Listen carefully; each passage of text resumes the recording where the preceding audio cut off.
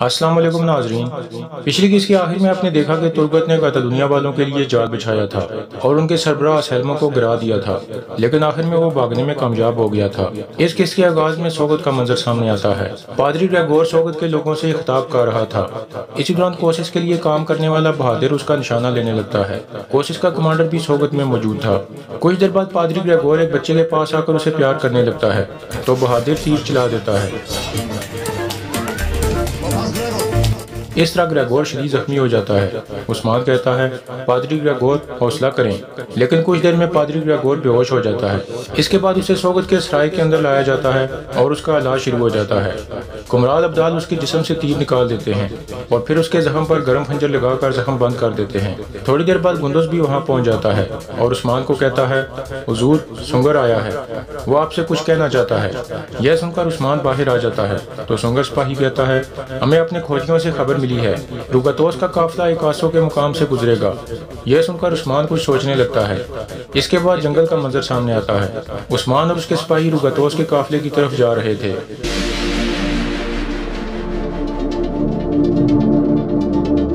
اسی دوران روگاتوس کا قافلہ کمانڈر تھیودر کی نگرانی میں آگے بڑھ رہا تھا۔ تھیودر کہہ رہا تھا، جلدی کرو، تمام سامان بلیجک کے لیے پہنچنا ضروری ہے، محافظوں اپنی آنکھیں کھلی رکھو۔ یہ کہہ کر وہ سب آگے بڑھنے لگتے ہیں۔ دوسری جانب عثمان کا قافلہ ایک جگہ رک گیا تھا۔ عثمان سب سے مخاطب ہو کر کہہ رہا تھا، سپاہیوں، جلد ہی وہ یہاں ہوں گے، اب جنگ کا وقت ہے، اپنے ہتھیار مضبوطی سے تھام لو، کوئی ایک بھی بچنا نہیں چاہیے۔ سب سپاہی کہتے ہیں، جیسے آپ کا حکم حضور۔ اس کے بعد وہ سب حرکت میں آ جاتے ہیں اور ایک طرف چھپ جاتے ہیں۔ کچھ دیر بعد روگاتوس کا قافلہ ان کے قریب پہنچ جاتا ہے۔ عثمان کے سپاہی تیر کمان پکڑے ان کا انتظار کر رہے تھے۔ پھر بوران اشارہ کرتا ہے تو سب سپاہی اس قافلے پر تیر برسانے لگتے ہیں۔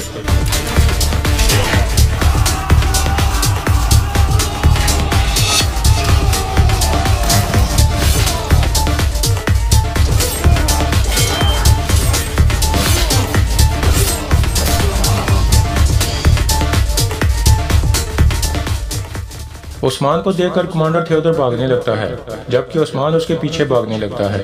اسی دوران عثمان کے سپاہی روگاتوس کے سپاہیوں کے ساتھ لڑائی میں مصروف ہوتے ہیں۔ تھیودر مسلسل بھاگ رہا تھا۔ کچھ دیر بعد وہ ایک جگہ چھپ جاتا ہے اور عثمان کو دیکھنے لگتا ہے۔ پھر وہ اپنا تیر کمان تیار کرنے لگتا ہے۔ اتنے میں عثمان اس کے کافی قریب پہنچ گیا تھا اور بلند آواز میں کہتا ہے، تھیودر، اگر تمہارا خدا تمہارے ساتھ ہے تو بزدلوں کی طرح کیوں بھاگ رہے ہو؟ سامنے آ کر اپنے آپ کو دکھاؤ۔ اتنے میں تھیودر تیر کمان سے عثمان کا نشانہ لینے لگتا ہے، لیکن عثمان کو محسوس ہو جاتا ہے اور وہ اس کا حملہ ناکام بنا دیتا ہے۔ یہ دیکھ کر تھیودر دوبارہ بھاگنے لگتا ہے اور عثمان اس کا پیچھا کرنے لگتا ہے۔ دوسری طرف لڑائی جاری تھی۔ اس طرح تھیودر کے تمام سپاہی مارے جاتے ہیں۔ پھر بوران اور دوسرے سپاہی عثمان کی طرف بھاگنے لگتے ہیں۔ ادھر عثمان تھیودر کے پیچھے بھاگ رہا تھا۔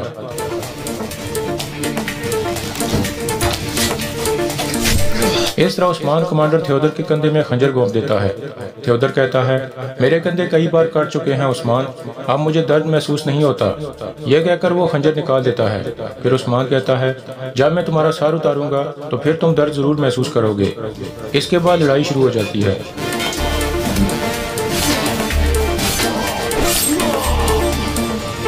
اس طرح عثمان اسے زخمی کر کے گرا دیتا ہے اور پھر تلوار اس کی گردن پر رکھ کر کہتا ہے، اب مجھے سب کچھ بتاؤ تو پھر میں تمہیں نہیں ماروں گا۔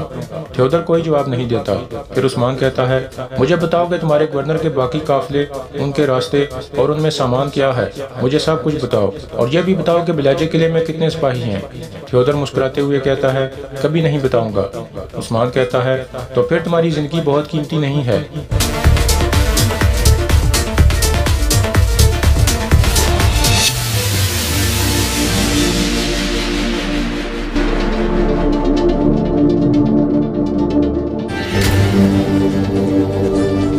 اس طرح عثمان اس کا سر اتار دیتا ہے۔ کچھ دیر بعد عثمان کے سپاہی بھی وہاں پہنچ جاتے ہیں اور تھیودر کی لاش دیکھ کر خوش ہو جاتے ہیں۔ پھر بوران کہتا ہے، حضور، ماشاءاللہ ہم نے کسی کو زندہ نہیں چھوڑا۔ گوکتو کہتا ہے، اب سامان ہمارے قبضے میں ہے حضور۔ پھر عثمان کہتا ہے، ان کا خیال تھا کہ ہماری تجارت کو نقصان پہنچا کر وہ ہماری حوصلہ شکنی کر سکتے ہیں، لیکن ہماری تلواروں کی چمک نے ان کے خیال کو حقیقت نہیں ہونے دیا۔ ابھی انہیں حقیقت دکھانے کا وقت آ گیا ہے۔ پھر سب سپاہی عثمان صاحب زندہ باد کے نعرے لگانے لگتے ہیں۔ اس کے بعد عثمان کہتا ہے، تھیودر کا سر اٹھا لو، ہم ان گورنروں سے ملنے جا رہے ہیں۔ یہ کہہ کر وہ گھوڑوں کی طرف بڑھنے لگتے ہیں، جبکہ بران کافی دور سے تھیودر کا سر اٹھا لیتا ہے۔ اس کے بعد وہ سب گھوڑوں پر سوار ہو کر روانہ ہو جاتے ہیں۔